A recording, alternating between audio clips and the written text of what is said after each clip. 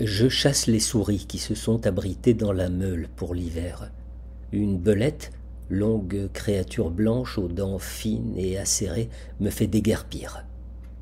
Progressant dans la neige duveteuse où je m'enfonce, je rejoins les bâtiments tout proches.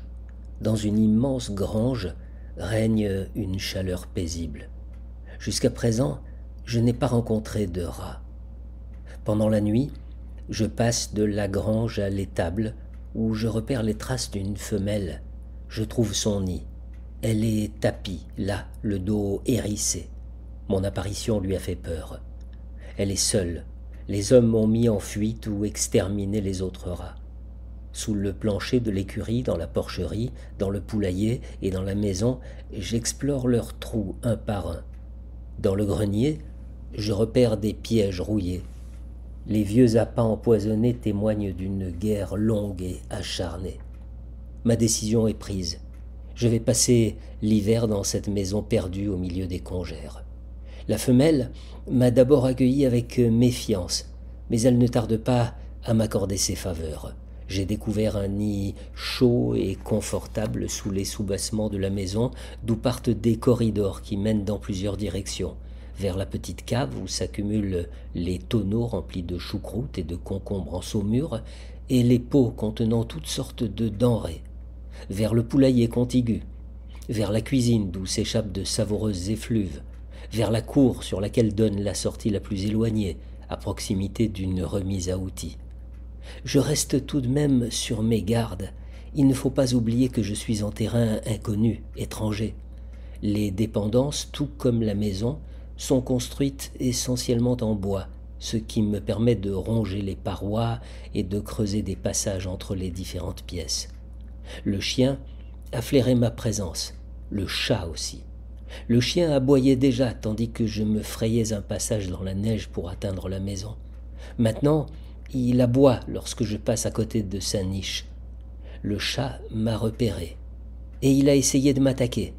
J'ai évité l'affrontement en me glissant dans le premier trou venu, mais nous nous sommes bientôt retrouvés nez à nez dans un coin de la grange d'où je ne pouvais m'échapper, et il s'est jeté sur moi avec un miaulement furieux. J'ai pris une attitude de défense en me dressant sur mes pattes de derrière, et le chat s'est arrêté net, surpris par ma taille et par mon courage. Alors je me suis précipité sur lui, le mordant aux oreilles, au nez et au cou. Ses griffes ont labouré mon dos, et comme il essayait d'attraper ma queue qui fouettait l'air, il a exposé son museau et j'en ai profité pour planter mes dents dans sa mâchoire inférieure. Il m'a lâché et s'est enfui, terrifié. Tout ensanglanté, j'ai regagné mon nid avec une patte foulée, le dos déchiré et la queue cassée. Me voilà bien mal en point. Dès qu'il me sent dans les environs, le chat se hérisse, arque le dos et miaule. Il a peur. J'observe son angoisse. À présent, je ne m'enfuis plus. Je me sens fort et souvent je passe exprès juste sous son nez.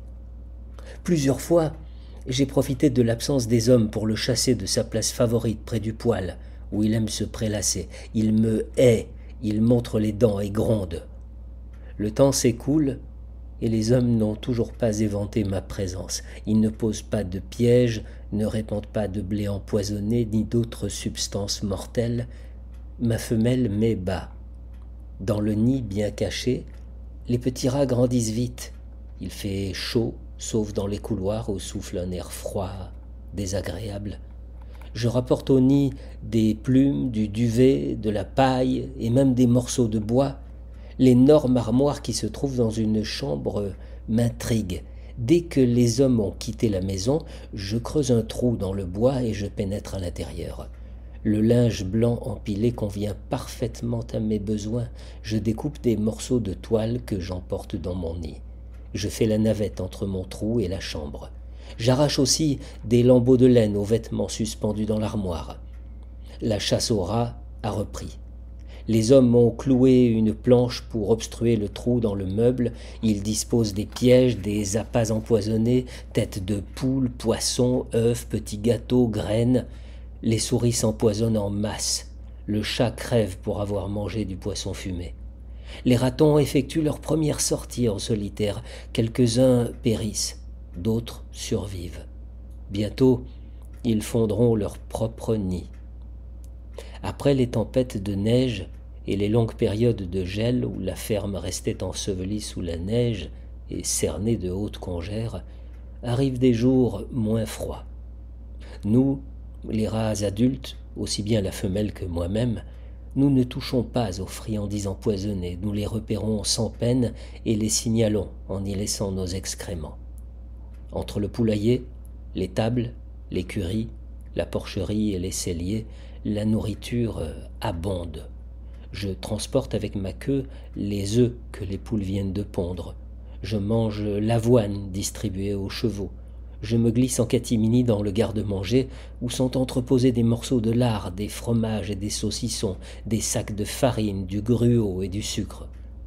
La neige fond. Le vent devient moins piquant, le soleil plus chaud. Une nouvelle génération de rats quitte le nid. Les femelles de la première portée qui ont survécu attendent déjà des petits.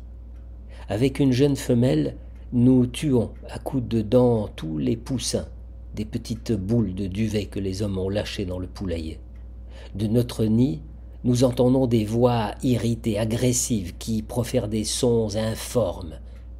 Bientôt, tu quitteras cette maison pour entreprendre un nouveau voyage, une expédition vers une ville inconnue qui existe quelque part, tu le sais, avec son vaste réseau de caves et de canaux ténébreux.